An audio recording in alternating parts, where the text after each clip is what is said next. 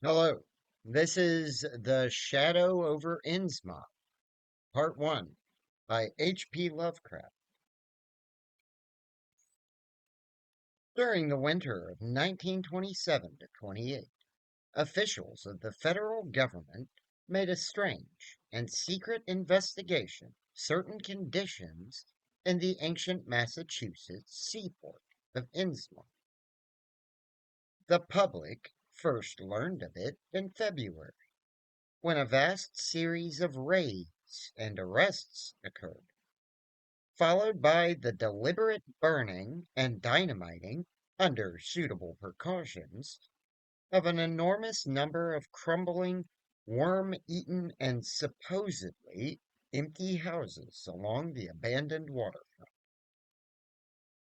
Uninquiring souls let this occurrence pass as one of the major clashes in a spasmodic war on liquor. Keener news followers, however, wondered at the prodigious number of arrests, the abnormally large force of men used in making them, and the secrecy surrounding the disposal of the prisoners. No trials, or even definite charges, were reported, nor were any of the captives seen thereafter in the regular goals of the nation. There were vague sentiments about disease and concentration camps, and later about dispersal in various naval and military prisons. But nothing positive ever developed. Innsmouth itself was left almost depopulated, and is even now only beginning to show signs of a sluggishly revived existence. Complaints from many liberal organizations were met with long confidential discussions, and representatives were taken on trips to certain camps and prisons. As a result, these socialites became surprisingly passive and reticent.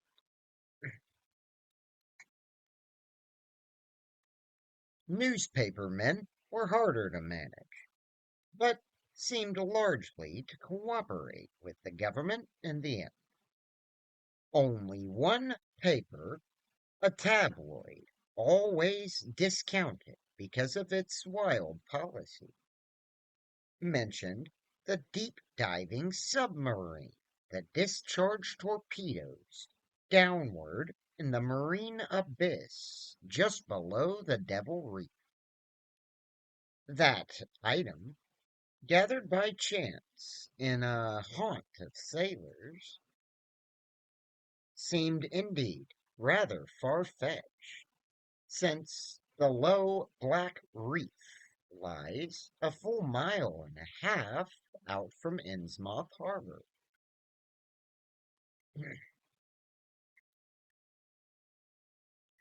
People around the country and in the nearby towns muttered a great deal among themselves, but said very little to the outer world.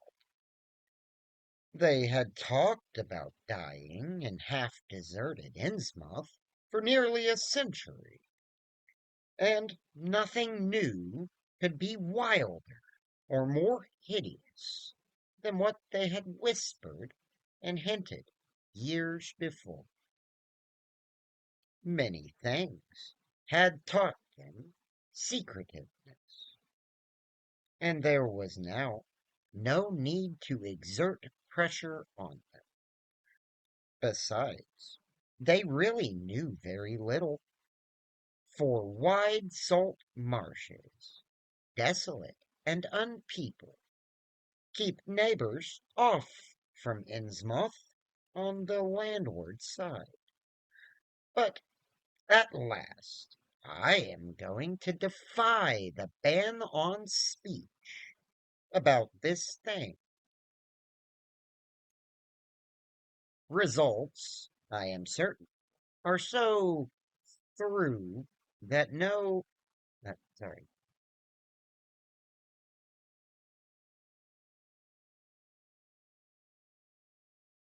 results, I am certain, are so thorough that no public harm, save a shock of repulsion, could ever accrue from a hinting of what was found by those horrified raiders at Innsmouth.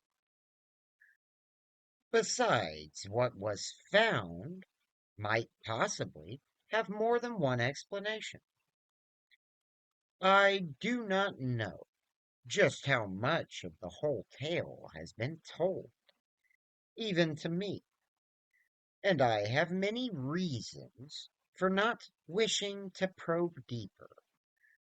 For my contact with this affair has been closer than that of any other layman, and I have carried away impressions which are yet to drive me to drastic measures. It was I who fled frantically out of Innsmouth in the early morning hours of July 16th, 1927, and whose frightened appeals for government inquiry and action brought on the whole reported episode. I was willing enough to stay mute while the affair was fresh and uncertain, but now that it is an old story, with public interest and curiosity gone, I have an odd craving to whisper about those few frightful hours in that ill-rumored and evilly shadowed seaport of death and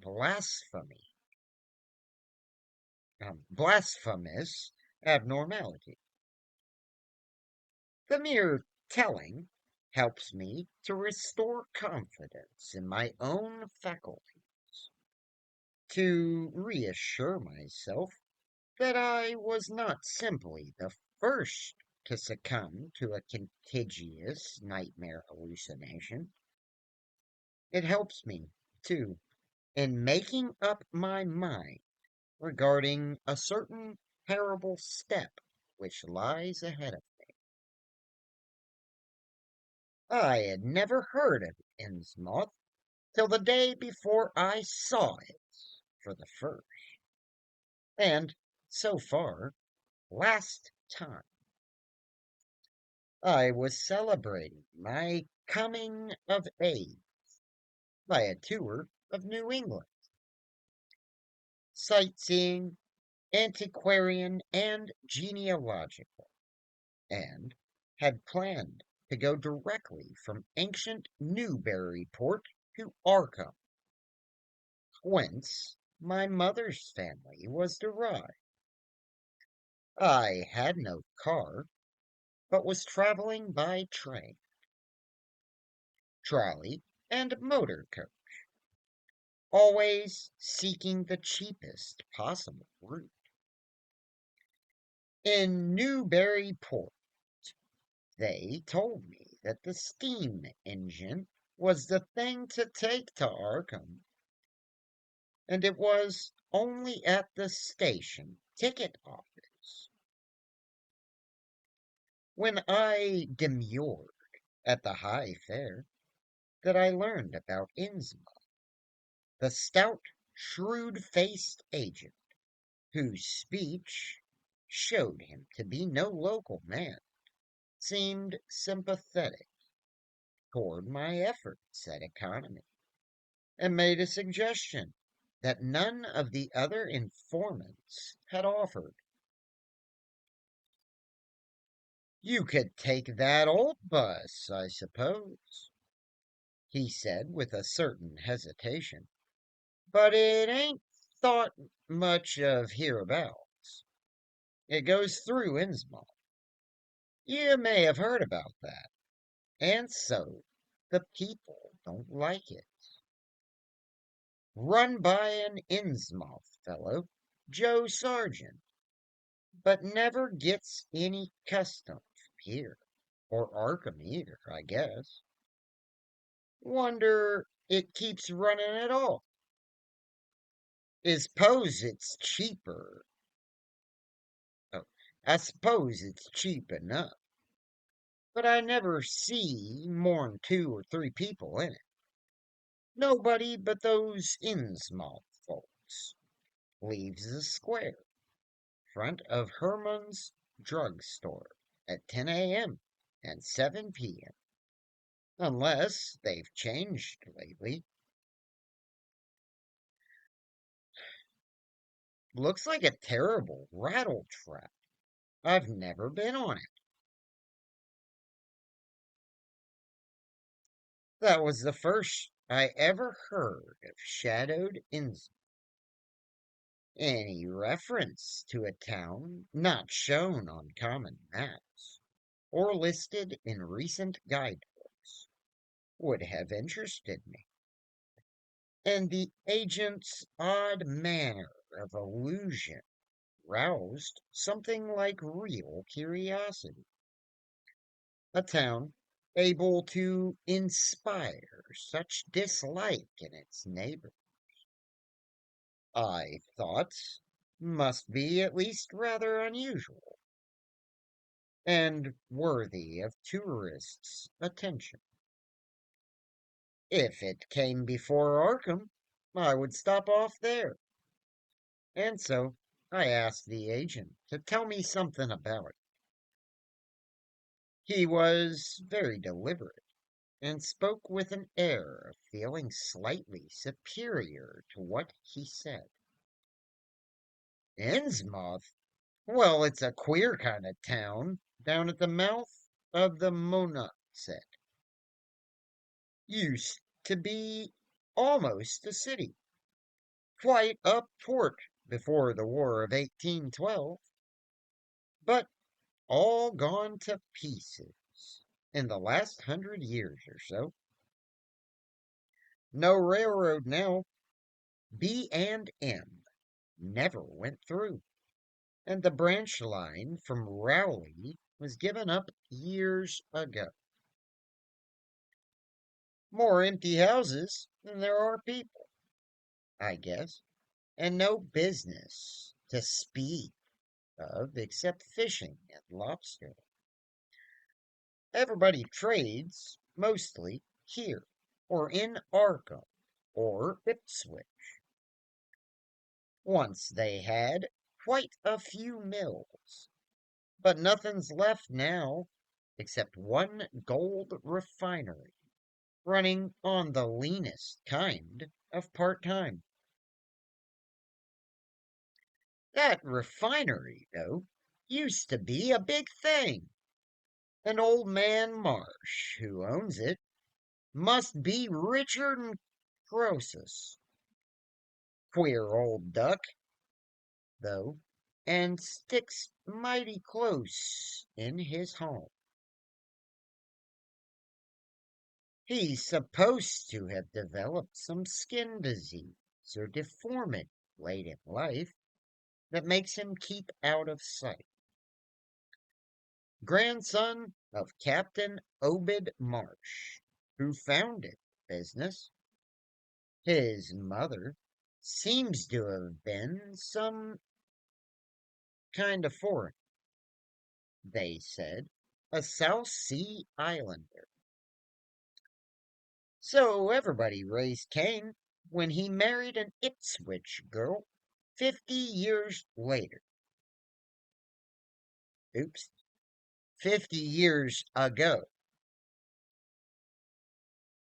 They always do that about Innsmouth people, and folks here and hereabouts always try to cover up any Innsmouth blood they have in 'em.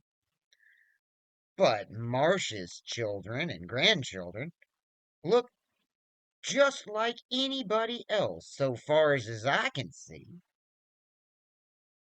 I've had 'em pointed out to me here, though. Come to think of it, The elder children don't seem to be around lately. Never saw the old man. And why is everybody so down on Innsmouth? Well, young fella, you mustn't take too much stock in what people around here say. They're hard to get started, but once they do get started, they never let up. They've been a telling you things about Innsmouth, whispering 'em mostly, for the last 100 years, I guess. And I gather they're more scared than anything else. Some of the stories would make you laugh. About old Captain Marsh driving bargains with the devil and bringing imps out of hell to live in Innsmouth. Or about some kind of devil worship and awful sacrifices in some place near the wharves that people stumbled on around 1845 or thereabouts. But I come from Pinton, Vermont, and that kind of story don't go down with me.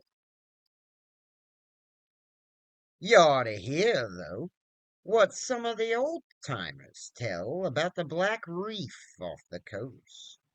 Devil Reef, they call it. It's well about a water a good part of the time.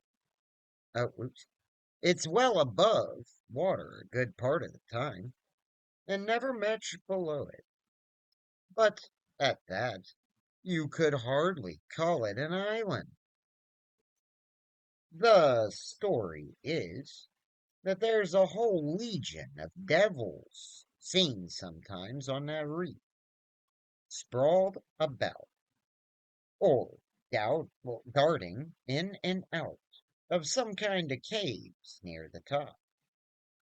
It's a rugged and uneven thing, a good bit over a mile out, and toward the end of shipping days, sailors used to make big detours just to avoid it. That is, sailors that didn't hail from Innsmouth. One of the things they had against old Captain Marsh was that he was supposed to land on it sometimes at night when the tide was right. Maybe he did, for I dare say the rock formation was interesting, and it's just barely possible he was looking for pirate loot and maybe finding it. But there was talk of his dealing with demons there. Fact is, I guess, on the whole, it was really the captain that gave the bad reputation to the reef. That was before the big epidemic of 1846, when over half the folks in Innsmouth was carried off. They never did quite figure out what the trouble was, but it was probably some foreign kind of disease brought from China or somewhere by the ship. It surely was bad enough. There was riots over it, and all sorts of ghastly doings that I don't believe ever got outside of town, and it left the place in awful shape. Never came back. There can't be more than 300 or 400 people living there now. But the real thing behind the way folks feel is simply race prejudice. And I don't say I'm blaming those that hold it. I hate those Innsmouth folk myself, and I wouldn't dare to go to their town. I s'pose you know, though. I can see you're a Westerner by your talk. What a lot our New England ships used to have to do with queer ports in Africa. Asia, the South Seas, and everywhere else. And what queer kinds of people they sometimes brought back with them. You probably heard about the Salem man that came home with a Chinese wife. And maybe there's still a bunch of Fiji Islanders somewhere around Cape Cod. Well, there must be something like that back of the Innsmouth people.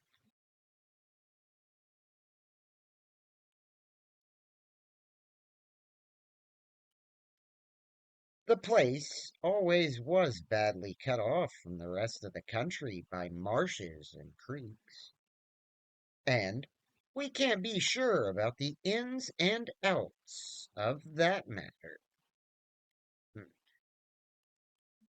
And we can't be sure about the ins and outs of the matter, but it's pretty clear that old Captain Marsh must have brought home some odd specimens when he had all three of his ships in commission back in the 20s and 30s. There certainly is a strange kind of streak in the Innsmouth folks today. I don't know how to explain it, but it sort of makes you crawl. You'll notice a little in Sargent if you take his bus. Some of 'em have queer narrow heads with flat noses and bulgy staring eyes that never seem to shut. And their skin ain't quite right, rough and scabby, and the sides of their necks are all shriveled or creased up. Get bald, too, very young. The old fellows look the worst. Fact is, I don't believe I've ever seen a very old chap of that kind. Guess they must die looking in the glass. Animals hate 'em. They used to have lots of horses. Or, uh, yeah, they used to have lots of horse trouble before autos came in. Nobody around here or in Arkham or Ipswich will have anything to do with 'em.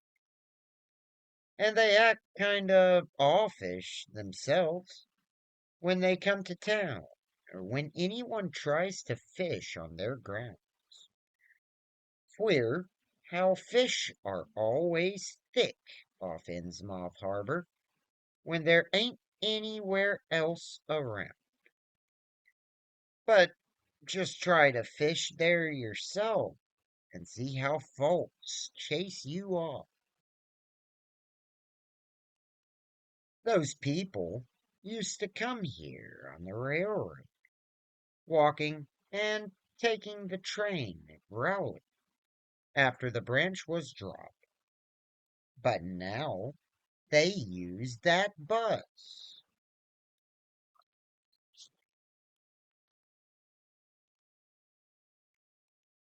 Yes, there's a hotel in Innsmouth called the Gilman House, but I don't believe it can amount to much.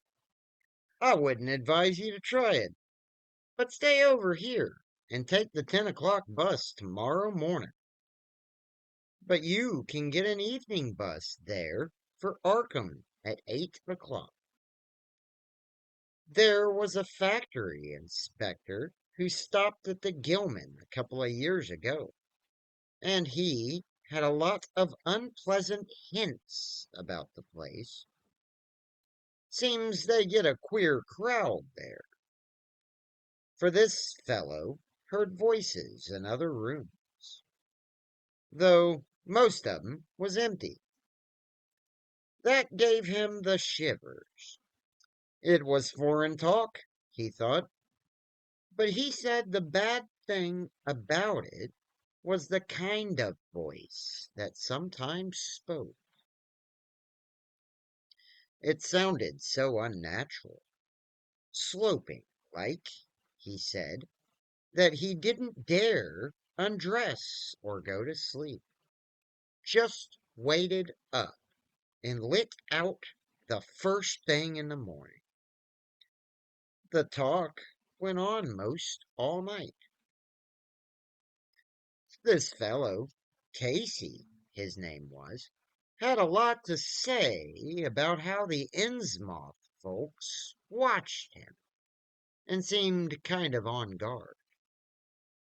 He found the Marsh refinery a queer place. It's in an old mill on the lower falls of the Monuxet. What he said tallied up with what I'd heard. Books in bad shape, and no clear account of any kind of dealings. You know, it's always been a kind of mystery where the Marshes got the gold they refine. They've never seemed to do much buying in that line.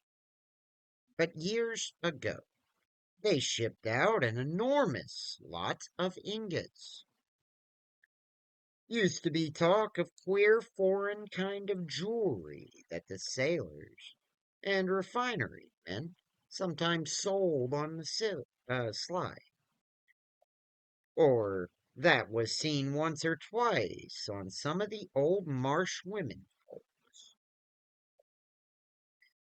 People allowed maybe old Captain Obed traded for it in some heathen port, especially since he was always ordering stacks of glass beads and trinkets, such as seafaring men used to get for native trade.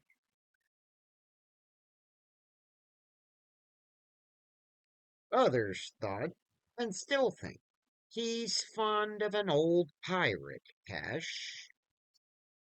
Oops.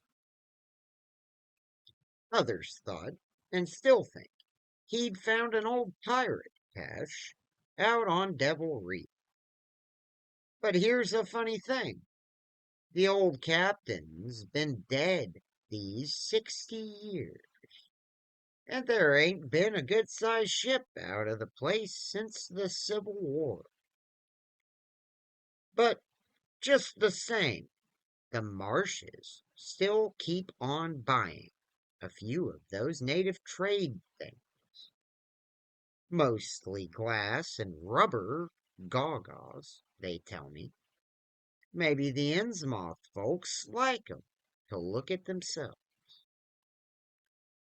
God knows they've got to be about as bad as South Sea cannibals and Guinea savages. That plague of '46 must have taken off the best blood in the place. Anyway, they're a doubtful lot now, and the Marshes and the other rich folks are as bad as any. As I told you, there probably ain't more than 400 people in the whole town, in spite of all the streets they say there are. I guess they're what they call white trash down south, lawless and sly, and full of secret doings. They get a lot of fish and lobsters and do exporting by truck. Queer how the fish swarm right there and nowhere else. Nobody can ever keep track of these people, and state school officials and census men have a devil of a time. You can bet that prying strangers ain't welcome around Innsmouth. I've heard, personally, of more than one business or government man that's disappeared there. And there's loose talk of one who went crazy and is out at Denver's now. They must have fixed up some awful scare for that feller.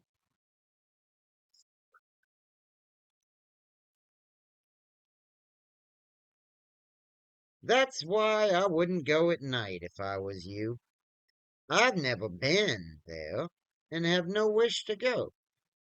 But I guess a daytime trip couldn't hurt you, even though the people hereabouts will advise you not to make it. If you're just a sightseeing and looking for old time stuff, Innsmouth ought to be quite a place for you.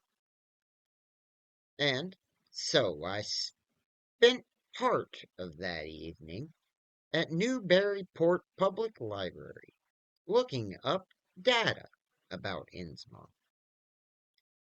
When I had tried to question the natives in the shops, the lunchroom, the garages, and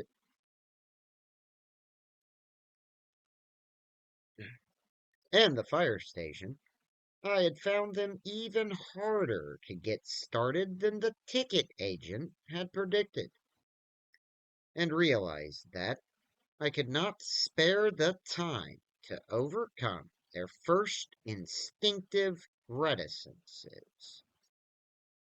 They had a kind of obscure suspiciousness, and if there were something amiss with anyone too much interested in Innsmouth, at the YMCA, where I was stopping, the clerk merely discouraged my going to such a decadent place, and the people at the library showed much the same attitude.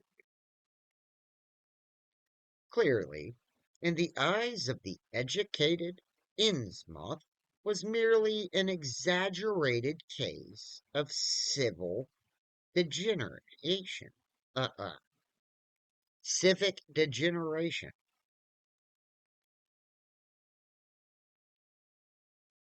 The Essex County histories on the library shelves had very little to say, except that the town was founded in 1643, noted for ship buying before the Revolution, a seat of great marine prosperity in the early 19th century, and later a minor factory center using the monoxide as power. The epidemic and riots of 1846 were very sparsely treated, and if they formed a discredit to the country, references to decline were few, though the significance of the later record was unmistakable. After the Civil War, all industrial life was confined to the Marsh Refining Company, and the marketing of gold ingots formed the only remaining bit of major commerce, aside from the eternal fishing. The fishing paid less and less as the price of the commodity fell, and large scale corporations offered competition. But there was never a dearth of fish around Innsmouth Harbor. Foreigners seldom settled there, and there was some discreetly veiled evidence that a number of Poles and Portuguese who had tried it had been scattered in a peculiarly drastic fashion.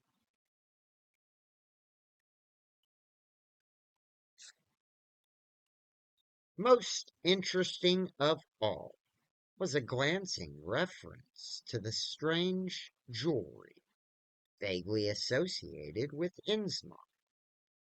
It had evidently impressed the whole countryside more than a little, for mention was made of specimens exhibits in the Museum of Miskatonic University at Ark and in the display room of the Newburyport Historical Society. The fragmentary descriptions of these things were bald and prosaic, but they hinted to me an undercurrent of persistent strangeness. Something about them seemed so odd and provocative that I could not put them out of my mind. And despite the relative lateness of the hour, I resolved to see the local sample, said to be a large, queerly proportioned thing, evidently meant for a tiara. If it couldn't pos- if it could possibly be arranged.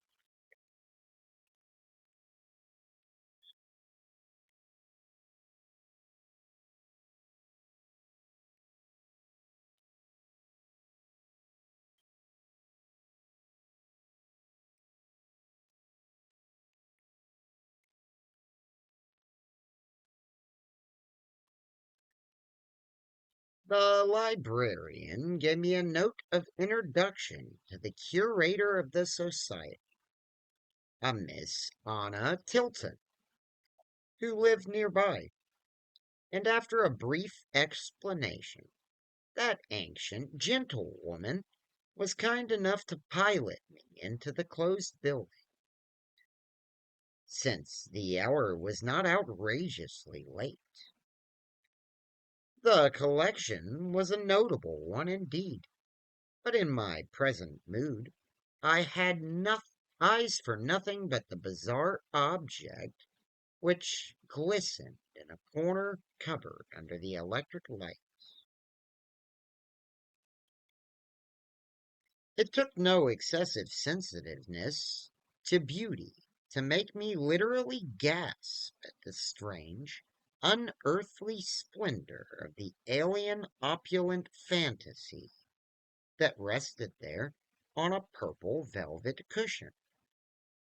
But now I can hardly describe what I saw, though it was clear enough, a sort of tiara, as the description had said.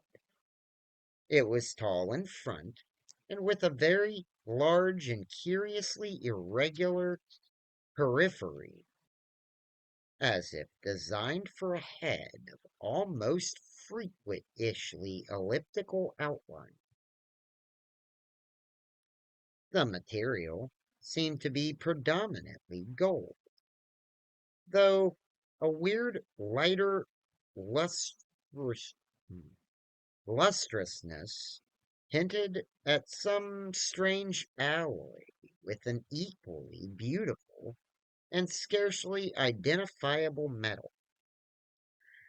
Its condition was almost perfect, and one could have spent hours in studying the striking and puzzling untraditional design, some simply geometrical and some plainly marine, chased or molded in high relief on its surface with a craftsmanship of incredible skill and grace.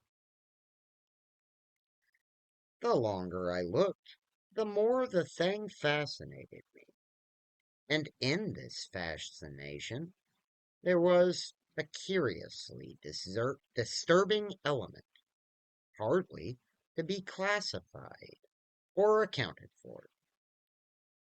At first, I decided that it was the queer otherworldly quality of the air which made me uneasy. All other art objects I had ever seen either belonged to some known racial or national stream, or else were consciously modernistic defiances of every recognized stream. This tiara was neither. It clearly belonged to some settled technique and infinite maturity and perfection.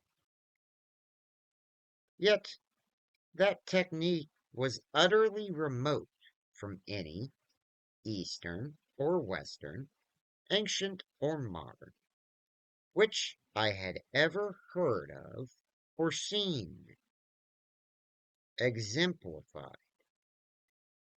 It was as if the workmanship were that of another planet.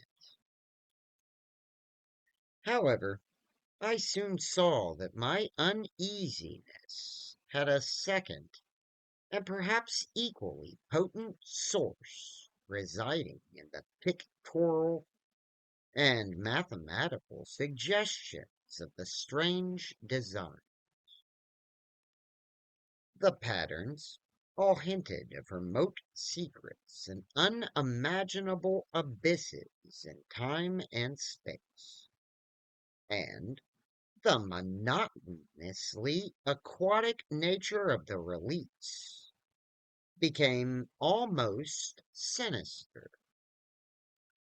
Among these relics were fabulous monsters of abhorrent grotesqueness and malignity, half ich,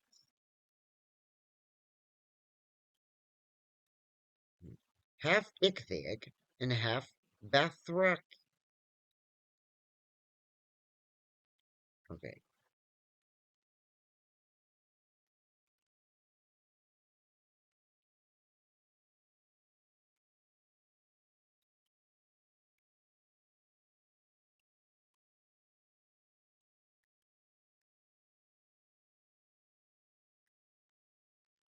half ichthytic and half batrachian in suggestion, which one could not disassociate, hmm, which one could not dissociate from a certain haunting and uncomfortable sense of pseudo memory, as if they called up some image from deep cells and tissues, whose retentive functions are wholly primal and awesomely ancestral. At times, I fancied that every contour of these blasphemous fish frogs was overflowing with the ultimate quintessence of unknown and inhuman evil, in odd contrast to the tiara's aspect was its brief and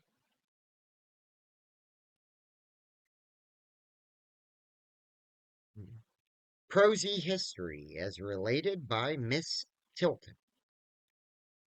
It had been pawned for a ridiculous sum at a shop in State Street in 1873 by a drunken Innsmouth man, shortly afterward killed in a brawl.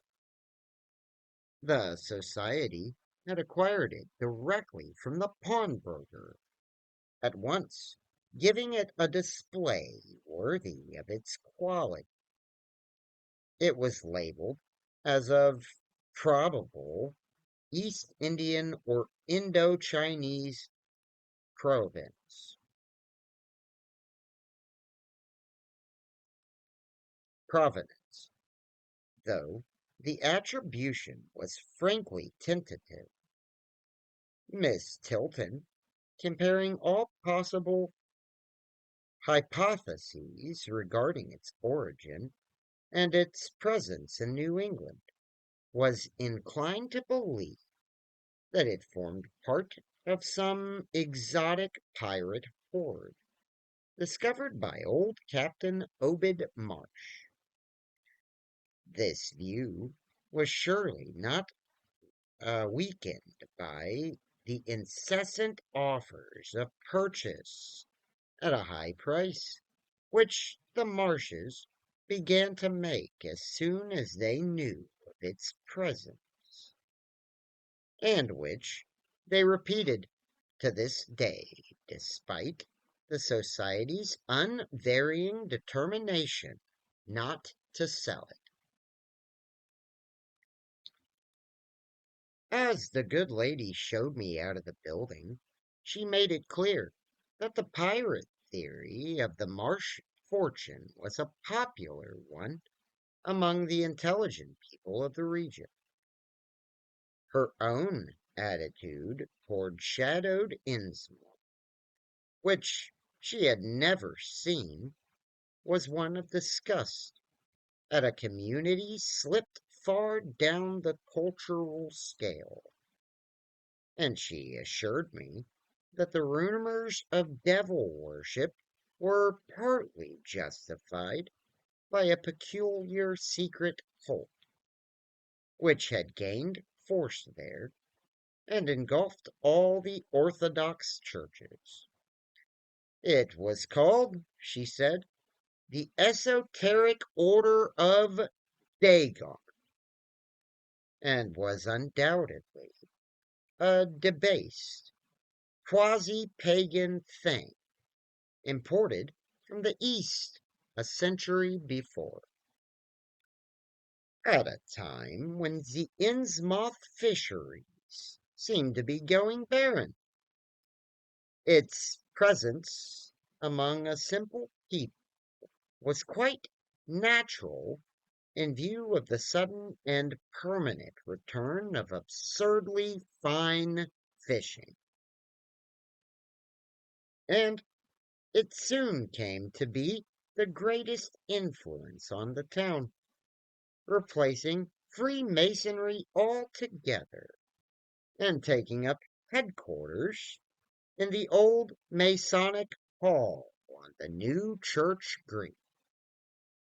All this, to the pious Miss Tilton, formed an excellent reason for shunning the ancient town of decay and desolation.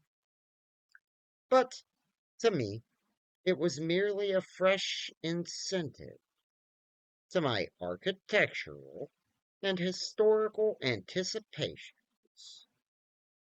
Was now added an acute anthropolo- hmm,